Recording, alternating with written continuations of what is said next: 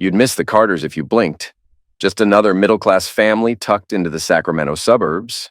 3 bedrooms, a half-forgotten pool in the yard, and a garage overflowing with boxes no one's touched in years. Michael, 45, is an engineer. Quiet guy.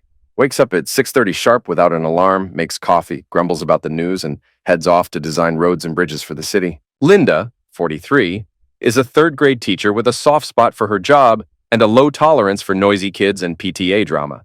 She rolls out of bed a bit later, does her face, grabs toast and tea, and is out the door by 7:30. They've been married for 20 years. It shows in the faded couch cushions, the old TV still clinging to life, and the way they eat meals in separate corners of the house without thinking twice about it. Michael with a plate in front of the news. Linda scrolling through her phone at the counter. Their daughter Emily usually disappears with her food before either of them can ask how her day was. Emily's 16. Smart mouth, big eyes, dark hair pulled into a messy bun. Her room's a wreck, half thrift shop fashion, half school chaos. Posters of bands plaster the walls, clothes and notebooks coat the floor. Her laptop's always open to TikTok or texting Sophie, her best friend. If you say something stupid, she'll hit you with a seriously in a tone that stings more than it should. She's okay at school, bad at math, brilliant in English, loves to argue about books and life like she's lived through a few. Has a boyfriend, Jake, on again, off again, like California's weather in March. From the outside, the Carters look like any family cruising on autopilot. Predictable, peaceful. But what's behind those doors? That's where things start to twist. Emily's mornings were a blur. Makeup in 5 minutes, granola bar in hand, sprinting to catch the bus. Same chaos every day. "Don't forget your homework," Linda called after her. Michael just muttered, "Just like her mom." While they worked, Michael drafting bridges and Linda corralling 3rd graders, Emily was either at school or wasting time in some cafe, dreaming of bigger cities, better lives. Back home, life ran on autopilot. But not that night. Emily sat at the kitchen table, buried in textbooks, frustrated. Her laptop chose the worst possible time to update, right when her Gatsby paper was due. No choice. She went to grab her mom's laptop from the bedroom. Linda was deep into a Netflix show and wouldn't notice. Emily opened the MacBook, entered the usual password, Emily 2008, and got to work. But before she could even finish a sentence, a notification popped up. Not WhatsApp. Something else. An app with a green icon and a pen symbol. The message preview said, "Cheryl, take your time. Let him get used to the idea." Emily paused. "Cheryl? What idea?" Curious, she clicked it open. The app was called Quill. Only one chat existed, Cheryl, and it read like a playbook for manipulation. "Start small," Cheryl wrote. "Ask for things he doesn't like doing. If he says no, smile and say, 'Okay, I'll manage.' Let guilt do the work." Linda had replied, "I asked him to do dishes yesterday. He grumbled, but did them. That count." "Perfect," Cheryl answered. "Next time, act like it's too much. He'll offer to help. That's the hook." Emily's eyes widened. This wasn't normal advice. It was calculated, cold. More messages followed, each one deeper, darker. Once he's used to giving in, make him doubt himself. Say he's less attentive. Don't accuse, just suggest. He'll work harder to fix it.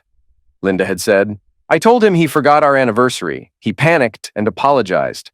I hadn't planned to say it, but it worked," Cheryl replied with a wink emoji. "You're almost there. Now the hard part. Prep him for your mistake. Make it seem like it's his fault." Emily's breath caught. Then she saw it. Linda wrote, "You mean Tom? I'm not sure if I should yet." Cheryl shot back, "Tom or anyone, it doesn't matter. He just needs to believe it's his failure. I did that with Paul. Now, even when I come home late, he blames himself." Emily stared at the screen. Tom? The only Tom she knew was Linda's coworker, the one who fixed their grill last summer. Nice guy. Too nice? The puzzle pieces didn't quite fit yet, but her gut already knew. This wasn't the mom who baked cookies, who wore fuzzy socks and cried at old movies. This was someone else, and whatever was happening, it wasn't innocent. Emily scrolled through the messages, each one landing like a punch. "Break his will slowly," Cheryl had written. "Smile when you say he disappointed you. Keep it soft so he doesn't catch on. When he's broken enough, he'll come running whenever you call. Like a dog," Linda replied. "I feel bad sometimes. He's a good man." "Pity is useless," Cheryl snapped back. You want freedom? Then make him play by your rules. Emily's hand flew to her mouth. Her fingers shook. Her stomach turned. Was this really her mom? The last message echoed the one that started it all. Take your time. Let him get used to the idea. Emily slammed the laptop shut. That wasn't a chat between friends. It was a blueprint for manipulation, for betrayal. Her Gatsby paper was forgotten. All she could see were lines about guilt, control, and pushing her dad, Michael, toward some emotional cliff. In the other room, Linda sat curled up on the couch, flipping through channels like nothing was wrong. But something was very, very wrong. Emily sat frozen at the table, staring at the closed laptop like it might explode. Her heart thudded in her chest, fists clenched, nails digging into her palms. This wasn't just teenage drama anymore. This was real. This was dangerous. She glanced toward the garage. Michael was out there, whistling to himself and fiddling with tools like always. Calm, steady, completely unaware of what was unraveling around him. Her first instinct was to run to him, tell him everything. She imagined how he'd look at her, smiling, tired but warm. "What's wrong, Em?" he'd say. And she'd tell him about Cheryl, about the plan, about Tom. And then what? His face would change. His world would crack open. He'd either believe her and break, or he wouldn't. And she'd be the girl who destroyed the family. She hesitated. What if she misunderstood? What if it was all talk? Just venting? People say weird stuff in private chats, right? But then she remembered those messages. That tone, that intent. This wasn't harmless. This wasn't a joke. Still, another voice whispered in her head, what if you're wrong? What if she told Michael and he didn't believe her? What if he did and everything fell apart? Her parents would fight, divorce, maybe sell the house. Maybe he'd leave. And she'd be stuck here with a mom who'd hate her for spilling the secret. Family, she thought bitterly. Weren't they just normal? They bickered, they joked. They made pancakes on Sundays. Nothing perfect, but real. Now it all felt fake. Was her mom having some sort of crisis? Just texting crap she'd never act on? She remembered overhearing them through the bedroom door once. Linda saying she was tired of the same old life, Michael quietly replying, "We agreed, Lynn. Together till the end." Back then, Emily had brushed it off. Adults complain. That's what they do. But now she wasn't so sure they meant the same thing. Emily stood and paced the kitchen, sneakers squeaking on tile. Her eyes landed on the drying rack. Clean dishes Michael had washed that morning, stacked just the way he always did. Linda used to complain about that too. And just like that, something cracked inside her.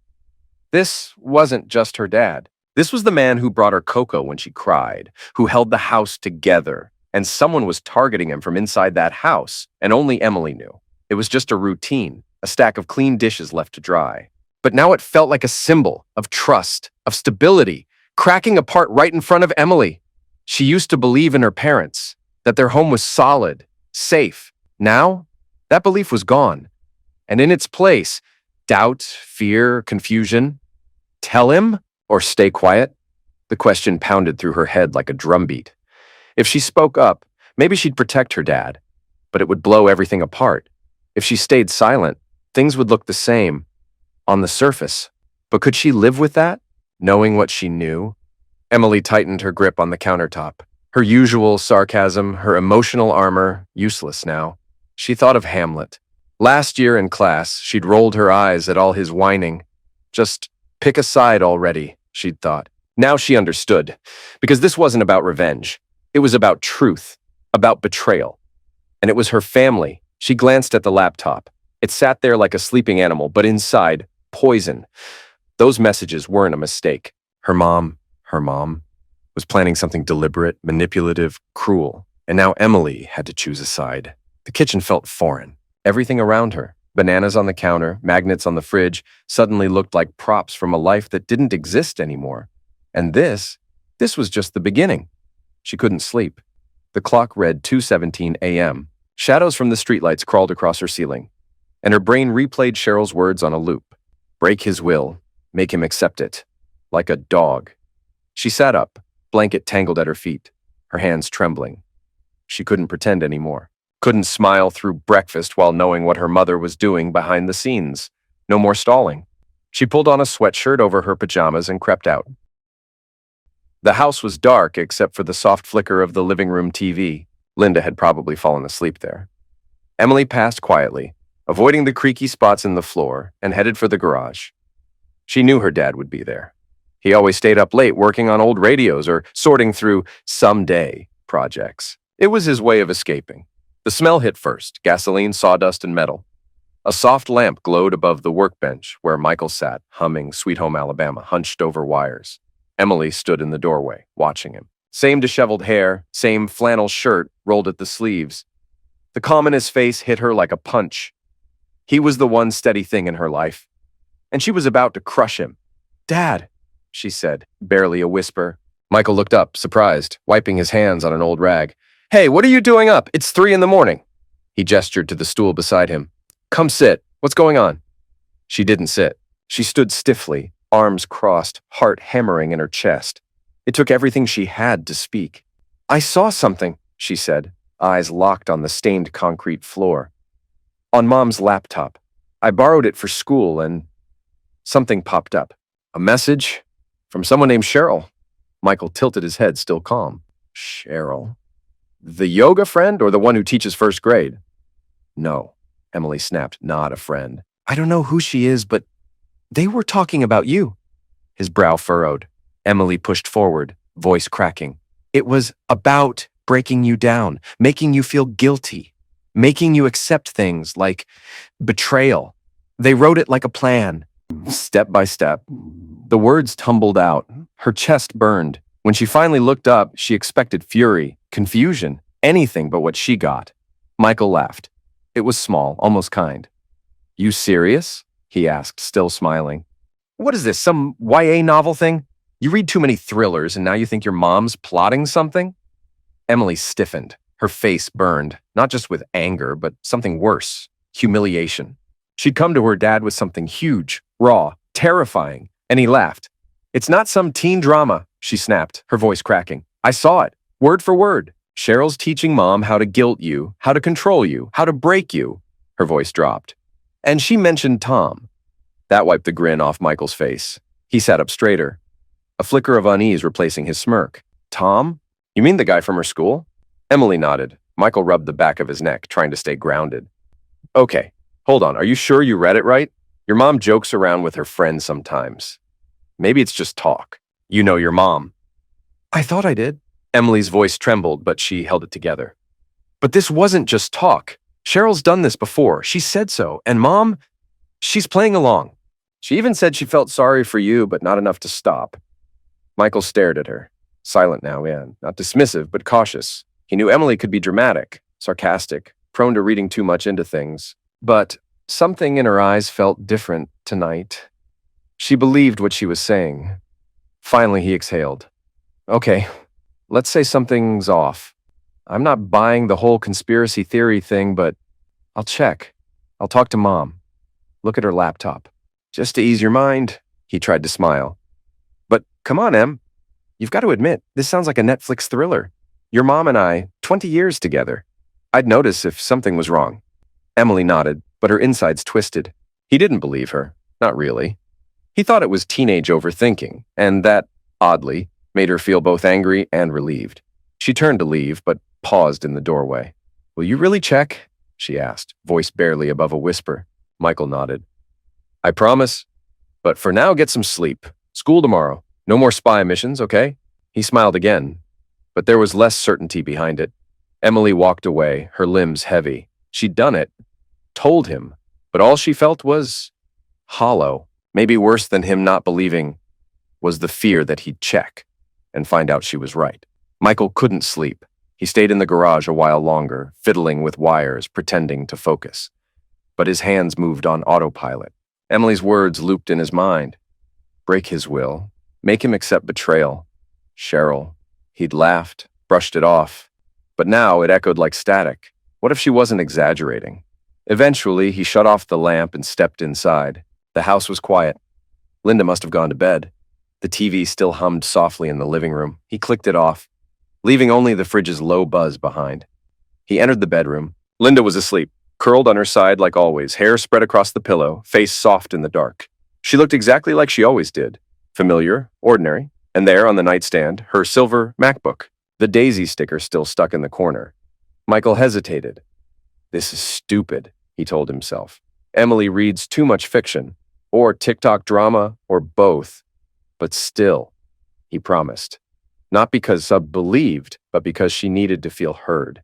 And because deep down, he needed to prove to himself that it was nonsense. Quietly, he stepped closer and lifted the laptop. His fingers trembled slightly, not from guilt, but disbelief. He felt like a stranger in his own home. Back in the living room, he opened the lid. Password? Emily 2008. He typed it, barely thinking. It worked. He paused. Everything on the screen looked normal. Folders labeled recipes, lesson plans, vacation 2022. Nothing suspicious. He checked the browser. Cupcake recipes, parent-teacher calendars. Same old Linda. Just as he was about to close the laptop, something in the corner of the screen caught his eye. A small green icon. Pen-shaped logo. Quill. His chest tightened. It's just a messaging app, he told himself. He clicked it. One contact, Cheryl. Michael hovered, finger above the mouse. He could back out, shut it down, laugh in the morning. Instead, he clicked. The first message that stared back at him. Are you ready for the first step? Shatter his confidence. That's the foundation. Michael froze, then scrolled up and started reading. Michael scrolled. The chat with Cheryl wasn't just a message thread. It was a blueprint. Cold, calculated, and unfolding over weeks. Start small, Cheryl wrote. Tell him he's become inattentive, that things were better before. Make him doubt himself. Linda had replied, I told him he forgot my birthday. He apologized, looked so confused. It worked. Michael blinked. Her birthday? He hadn't forgotten. He bought her earrings. They went to that Italian place she loved. But now, he realized, it hadn't been forgotten. It had been staged. The knot in his stomach twisted tighter. More messages came. Once his confidence is cracked, Cheryl continued, you start asking for space. Stay late. Keep details vague. If he swallowed the first part, he'll swallow this too. Linda had written, I left for a late meeting. He asked why. I smiled. Said nothing more. He didn't press. Michael remembered that night. He'd trusted her. 20 years of marriage. He didn't question it. But it wasn't a meeting, and it was a test. And he passed or failed, depending on which game they were playing. Then came the final message, the one that pulled the air from his lungs. When he's used to your freedom, Cheryl wrote, bring your lover home. That's the final break. If you did everything right, he'll either leave or stay broken. My Paul stayed. Linda's reply, Tom agreed to come over next week. I'm not sure I can go through with it, but I'll try. Michael froze. Tom, the guy who fixed their grill last summer, who drank beer in his yard, who joked about the Raiders like a buddy. That Tom? Coming here? Into their home? Into his bed? Michael's vision blurred with rage. He shut the laptop, but the words wouldn't leave. They were burned into his mind. He stood, pacing the living room like a man trying to outrun the truth. Outside, the street was still, the neighborhood asleep. But inside him, everything was breaking. Emily was right. This wasn't fiction. It was real, and it was happening now. He sat again, opened the laptop, one more look. Tom's coming over next week. Michael stared at the screen, barely breathing. His fingers hovered over the keys. He wanted to type something, delete something, smash the damn thing to pieces. But he didn't move. He just read.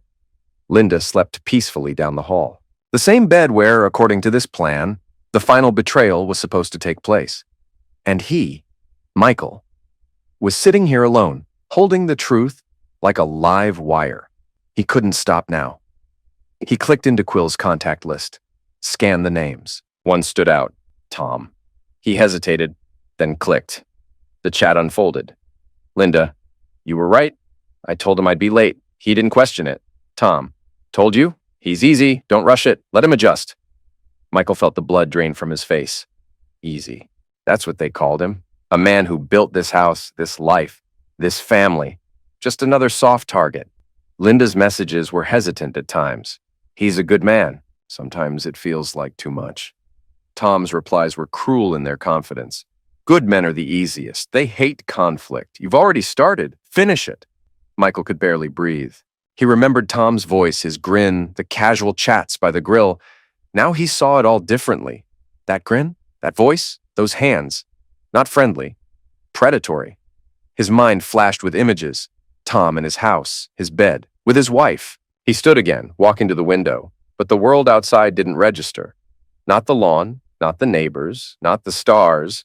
All he could see was that room, that bed, and Tom, grinning, triumphant, and Linda, his Linda, letting it happen. Michael wasn't just betrayed, he was ambushed, and now he had to decide what came next.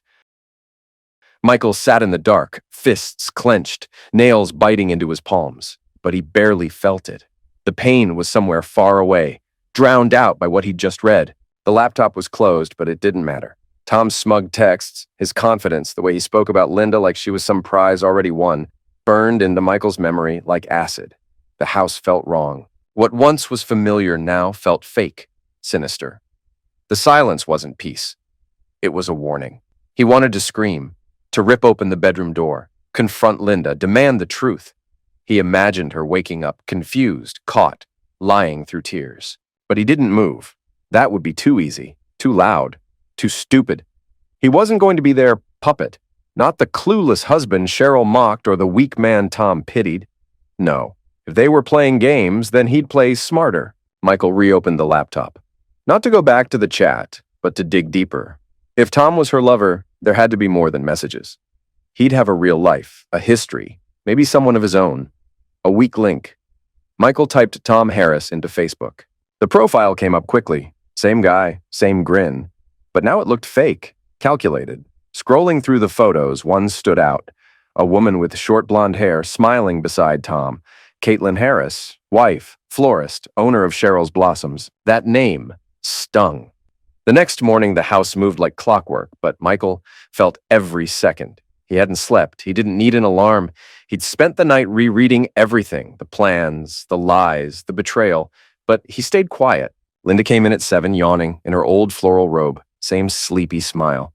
"Morning," she said, pouring tea. "You're up early." "Couldn't sleep," he replied, voice even. "Thinking about work." She nodded, unfazed.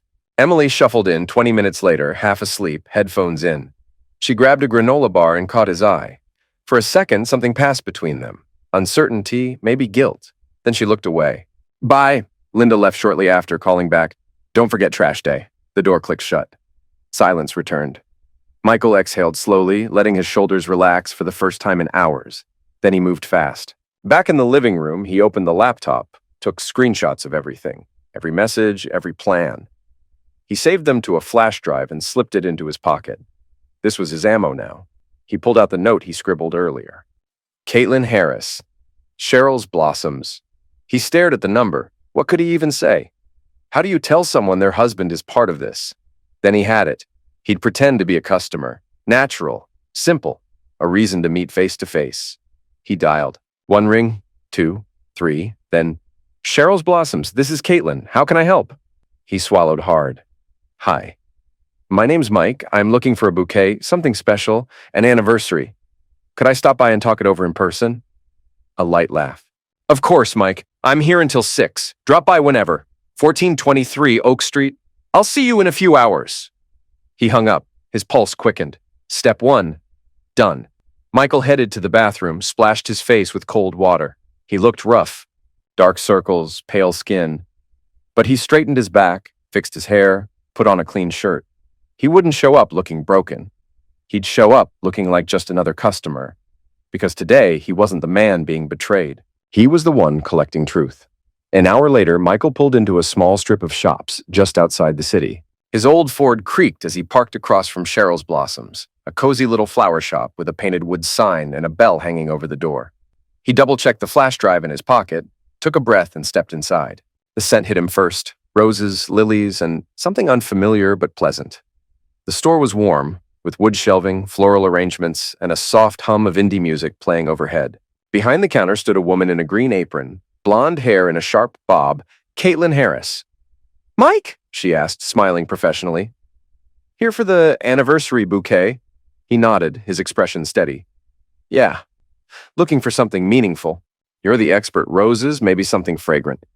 She began listing options. Red roses for passion, white for purity, lavender for peace. Michael nodded politely but wasn't listening. He was watching her, reading her, waiting.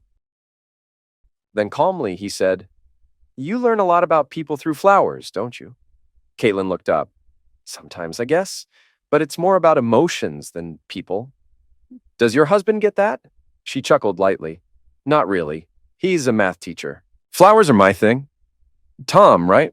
Michael said, too casually. Her smile faltered. Yes. Why? Michael reached into his pocket, pulled out his phone, and opened the photos. Because I'm not just Mike. I'm Michael Carter. My wife is Linda, and you need to see this. He held the phone toward her, the first screenshot. You're almost mine. Just a few more steps, and we'll break your husband. Her hand hovered over a bouquet, frozen. What? Is this? Your husband, Michael said evenly. With my wife, plotting, lying, planning. He swiped to the next one. Bring your lover home. That's when the new reality locks in. Caitlin's face drained of color. No, that can't be. Tom's not. He wouldn't. I thought the same about Linda, Michael said, voice tighter now. But I found this on her laptop, and I think Tom believes he's already broken you too. She took the phone from his hand, scrolling, breathing sharp and shallow. Her fingers trembled as she read. Then she stopped on a message.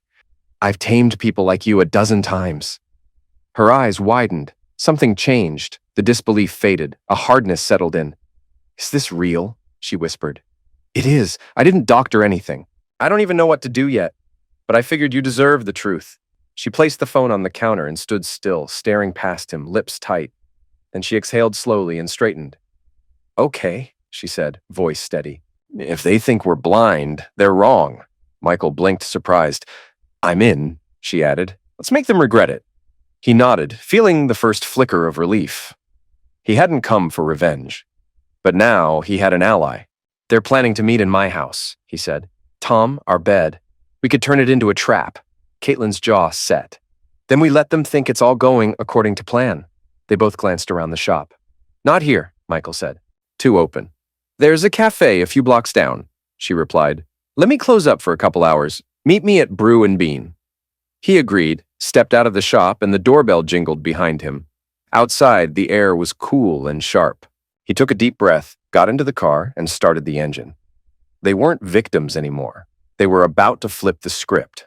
He didn't expect this last night, sitting in the dark, reading messages that tore his life apart. But now, Michael had something better than anger. He had Caitlin on his side. 30 minutes later, he sat at a back table in Brew and Bean, a quiet cafe tucked between a dry cleaner and a bookstore. The place was quiet, just a couple of students, a businessman chugging espresso, and an older woman flipping pages of a paperback. Michael held a black coffee in both hands. He hadn't taken a sip. His thoughts weren't on caffeine. They were on how to flip the script. The bell above the door jingled. Caitlin walked in, coat buttoned, windblown but composed. Her posture was firm. No more disbelief, just quiet resolve. She spotted him, nodded, and made her way over. Latte, please, she told the waitress without missing a beat, then turned to Michael and folded her arms. All right, she said coolly. Tell me everything. What's their plan? When is it happening? Michael leaned forward, kept his voice low. He pulled the flash drive from his pocket and set it on the table. I found all of it last night, he said. Screenshots from Linda's chats with some woman named Cheryl, she's guiding her through it, and the messages from Tom. He glanced toward the window, then back at Caitlin. The plan's simple, break me down. Make me get used to the idea of her freedom. Then, once I'm softened up, Tom shows up at our house this week. The exact day's unclear, but it's soon. Their endgame is him in my house, in my bed. Like I just accept it. Caitlin's face stayed stone still. Only her fingers trembled for a split second. Then she balled them into a fist.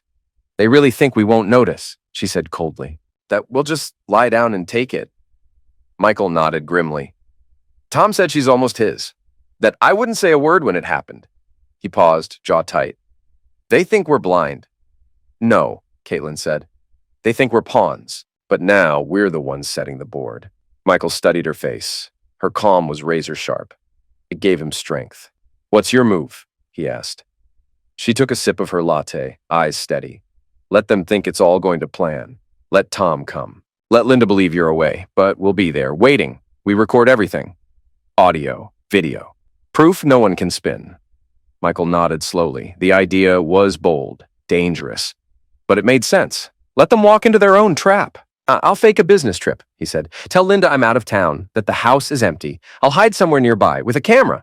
When Tom shows up," Caitlin smiled. It wasn't warm. "I'll be there too," she said. "I want to see his face when it all crashes down." Michael leaned back in his seat. His heart was pounding, not with fear, but something new, controlled rage, focused. "Okay," he said. "This week they'll come, and we'll be ready." They spent another 30 minutes mapping it all out. Entry points, equipment, timing. Friday morning felt ordinary to everyone else, but Michael was on high alert. He'd barely slept. Instead, he lay in bed next to Linda, staring at the ceiling, replaying every detail. She didn't know he knew. That gave him an edge. He got up early, made coffee. When Linda walked in, still in her robe, smiling sleepily, he saw it clearly. The fake comfort, the lie, stitched into their everyday life. Emily flew through the kitchen, headphones in, muttering something about missing the bus. Michael barely noticed. He waited until Linda sat with her tea.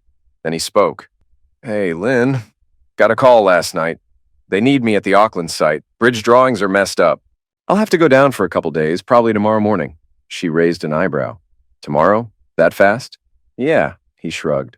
"Might be back Sunday morning. Depends how messy it is." "I don't want to go, but it's work." She smiled. The soft, understanding kind that once made him feel lucky. Now it made him sick. "Don't forget your charger this time," she said, taking a sip. "Last time you borrowed mine and never gave it back." He chuckled lightly, fake as her smile. Then he finished his coffee and headed to the garage, to check the car, but really to breathe, to reset. He'd played his part. Now all he had to do was wait. Michael wasn't waiting anymore. He was watching. While Linda slept the night before, he quietly synced her laptop with his phone, rerouting Quill notifications through a disguised cloud backup. Now, every message she sent or received went straight to him. He wasn't going to stay in the dark. The moment Linda left for work and Emily headed to school, Michael sat down on the couch, phone in hand, eyes locked on the screen. Nothing yet. But he knew she wouldn't stay silent for long.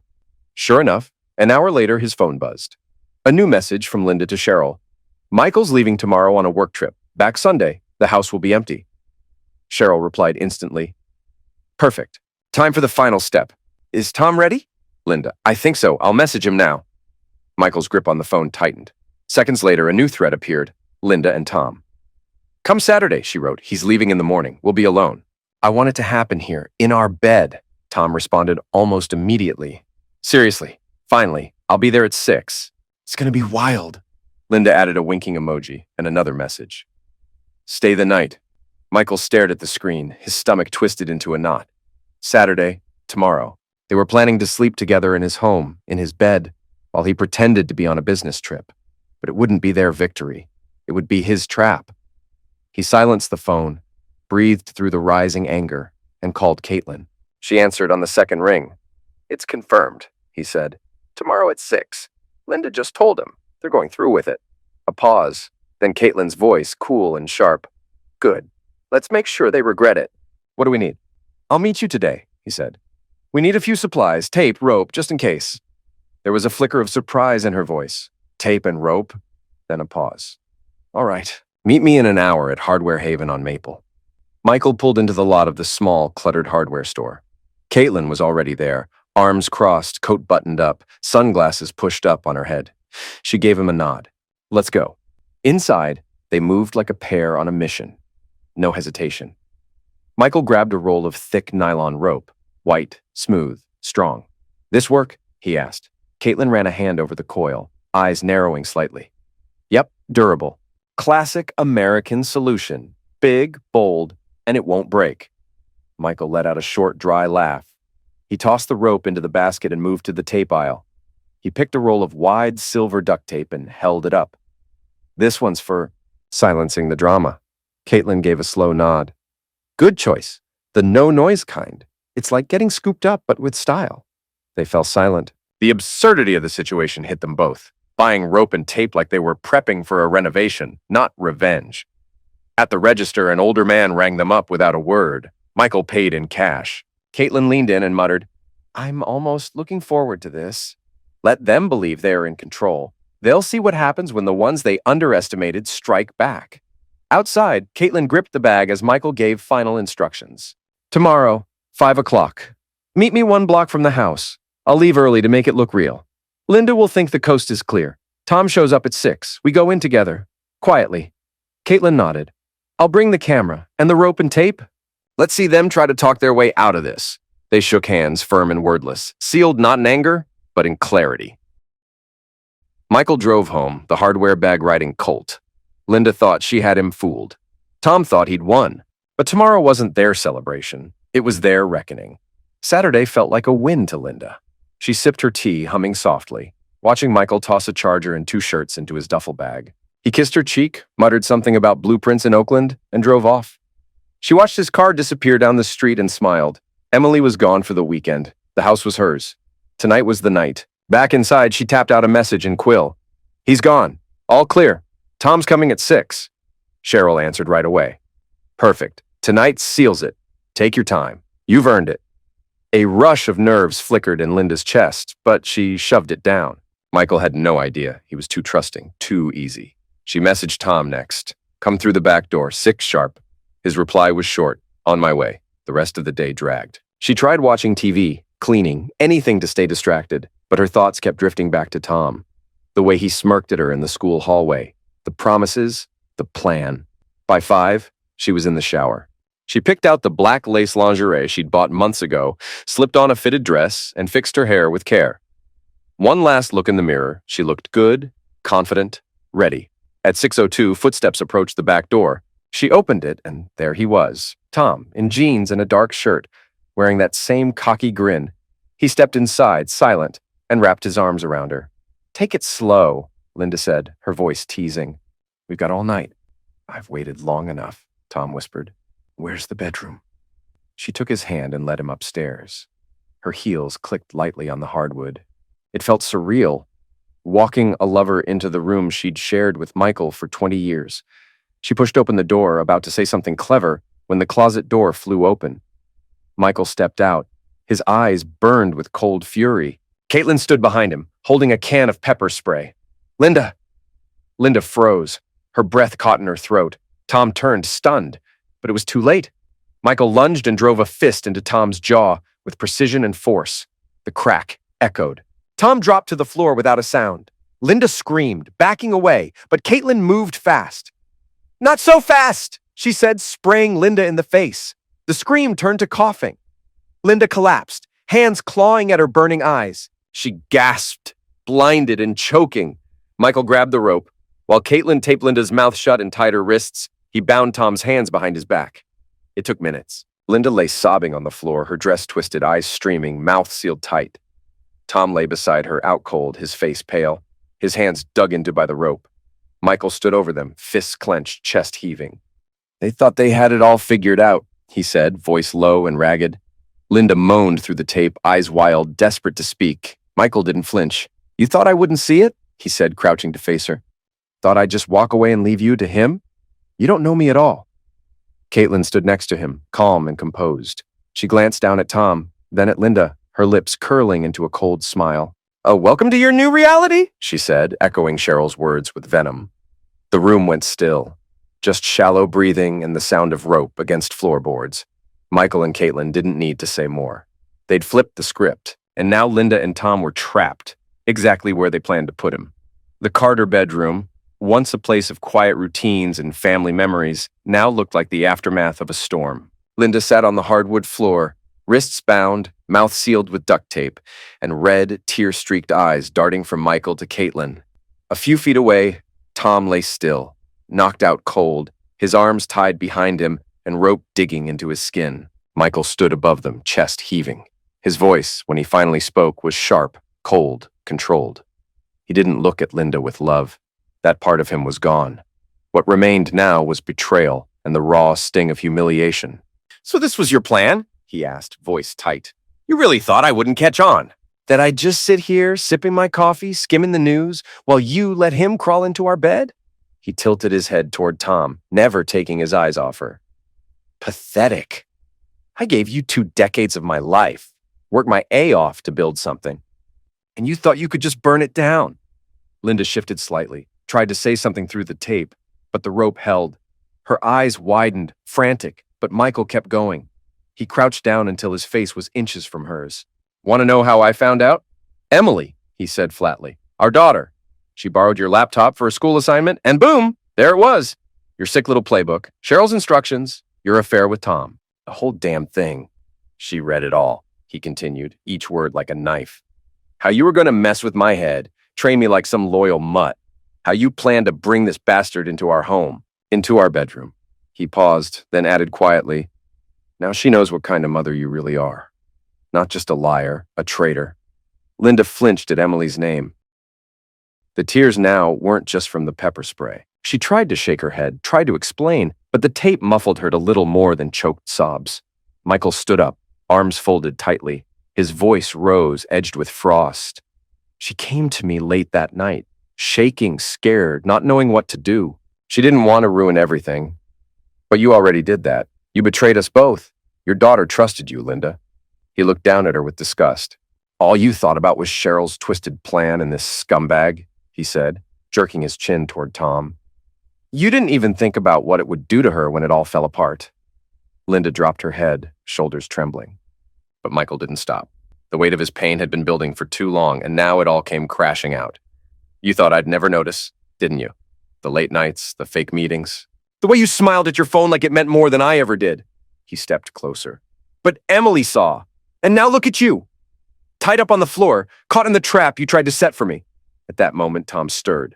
His body twitched, eyes fluttered open, and he let out a groan. He blinked, looked around the room, saw Linda, then Michael, and then Caitlin. What the hell? He rasped, voice dry and stunned. Caitlin, what are you doing here? Caitlin stepped forward, heels tapping against the floor. Her expression was calm, almost serene, until she leaned close to Tom. Hey, Tom, she said, voice smooth as ice. Didn't expect me? Funny.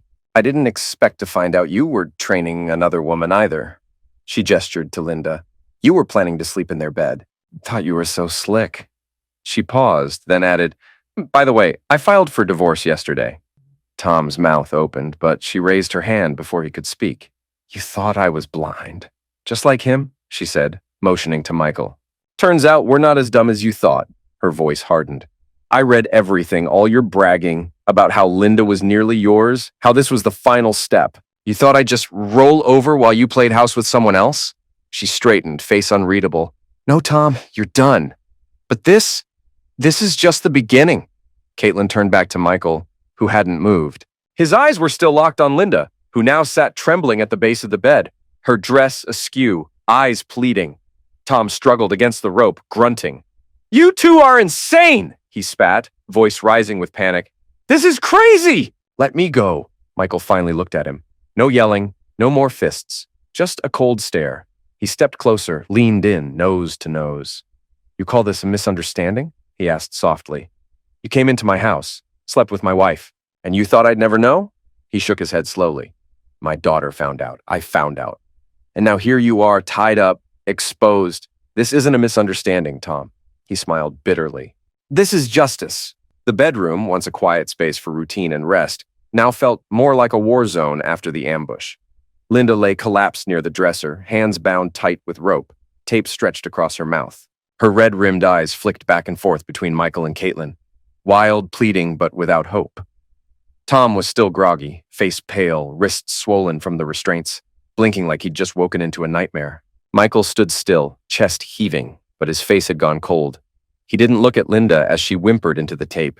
He simply stepped back and gave Caitlin a silent nod. She uncrossed her arms, her expression unreadable, though her eyes gleamed with quiet fire. They had sprung the trap. Now came the part Linda and Tom hadn't scripted. That room, once the heart of the home, had become the stage for something darker, something deliberate. The power had flipped. Michael and Caitlin weren't the betrayed anymore. They were the architects of justice. Tom's shallow breaths and Linda's choked noises were the only sounds. Their captors stood over them, shadows stretching across the floor, heavier than any spoken word. A new narrative was unfolding, and this time Linda and Tom didn't get to write it. Michael turned toward Caitlin, his jaw set, and spoke loud enough for the bound couple to hear every syllable. Hey, babe, he said, voice thick with mockery. Should we show them how passion actually looks? Caitlin tilted her head, a wicked smile playing on her lips. She stepped closer, heels tapping like a slow countdown. Yeah, baby. Let's give them the real show. They wanted drama? Let's give them a front row seat. Michael reached for her hand, the moment choreographed with icy precision. He pulled her close and kissed her. Not sweet, not soft. It was intentional, deliberate, designed to hurt. A shot fired straight through whatever was left of Linda's pride. Bound and powerless, Linda thrashed, a muffled sob ripping from her throat. Her face twisted in disbelief. Tom flinched, but couldn't speak. Shock had frozen him. Michael pulled away, just enough to smirk at Linda. You know what, Linda? Thanks for the freedom. That's what you called it, right? And those little chats with Cheryl? His voice hardened. For 20 years, I was loyal. And now, I'm done. You lost me? He turned back to Caitlin, who now had one hand resting on his chest like a silent claim. They sat down together on the bed, Linda's bed. Casual, composed, absolutely in control. The betrayal that was supposed to unfold tonight had been hijacked. Caitlin crossed her legs and leaned into Michael, her smile daring them to look away. Linda cried behind the tape. Her plan had collapsed, suffocating her under its weight. And Tom? He just stared at the ceiling, like he still hoped to wake up somewhere else.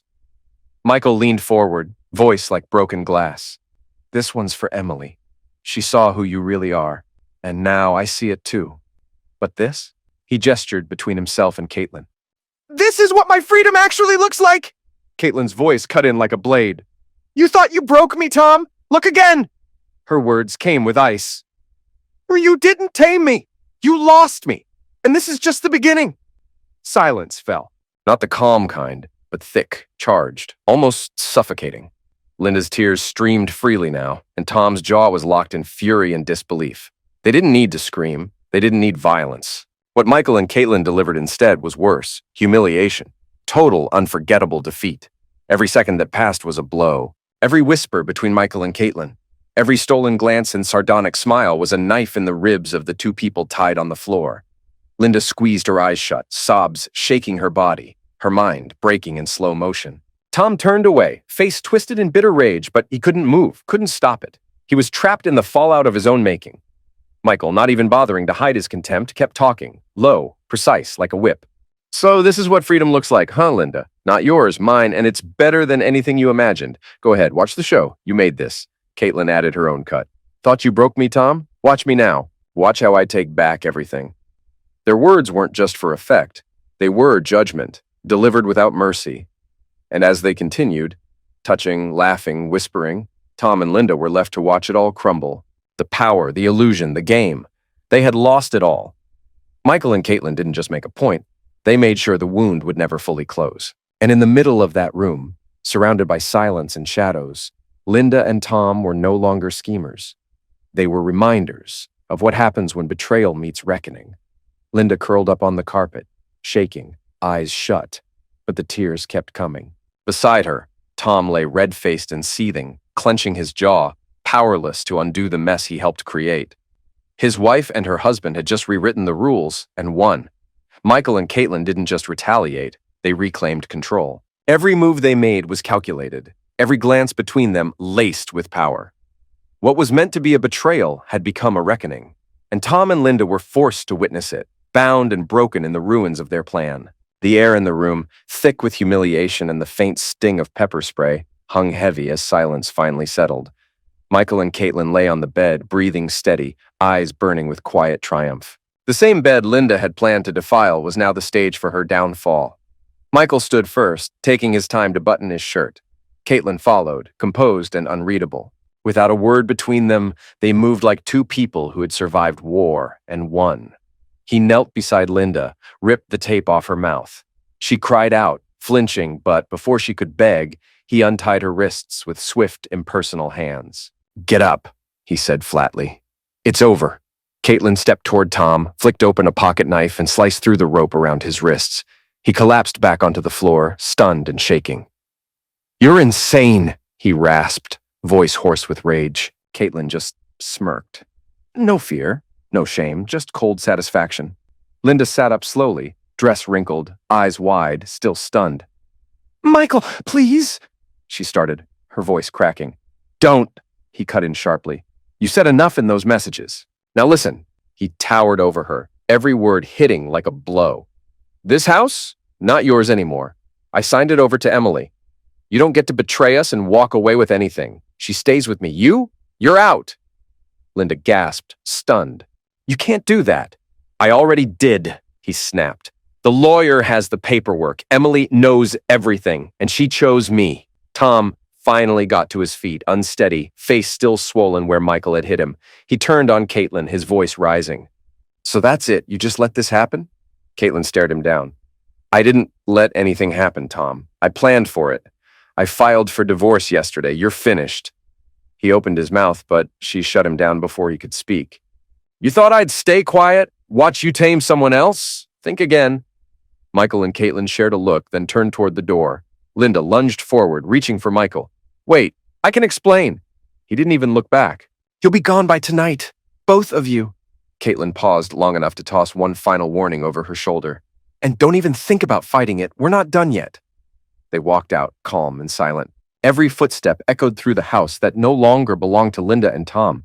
Left behind, Linda dropped to her knees, sobbing into her hands. Tom stood frozen, fists clenched, eyes darting around the room like he was still searching for a way to rewrite the ending.